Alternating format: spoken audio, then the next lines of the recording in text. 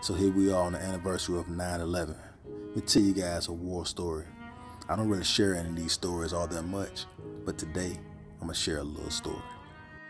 See, the Battle of Baghdad, also known as the Thunder Run, was an actual military engagement that I was fortunate to partake in on March 21st of 2003.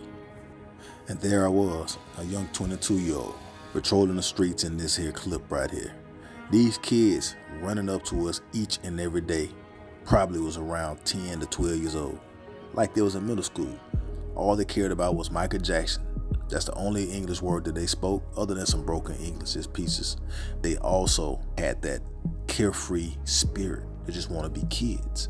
That's always stood out to me. Sometimes I wonder where those children at to this day, or even if they still alive.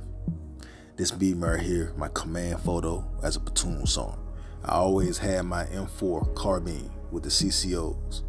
Man, you know, we got briefing after briefing on how to be warriors, how to be fearless, how to survive. Tie boots tight, and we would sleep well at night. But just like anything, the more missions you go on, the more hits that you and your battle buddies, or should I say your brothers in arms, will have to endure. Just like this incident right here, that IED. These right here are some of the combat engineers dealing with some mines, landmines that is. Now don't get me wrong, America's Army is the best land combat force in the whole world, serving the nation each and every day at home and abroad.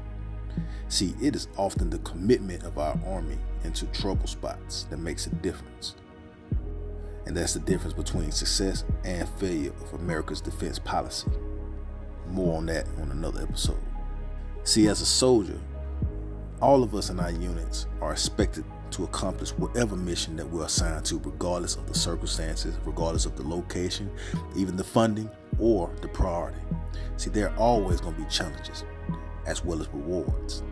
I must say that I learned a lot about myself in my journey of growing into a man, self-preservation and discipline, and what it takes to survive.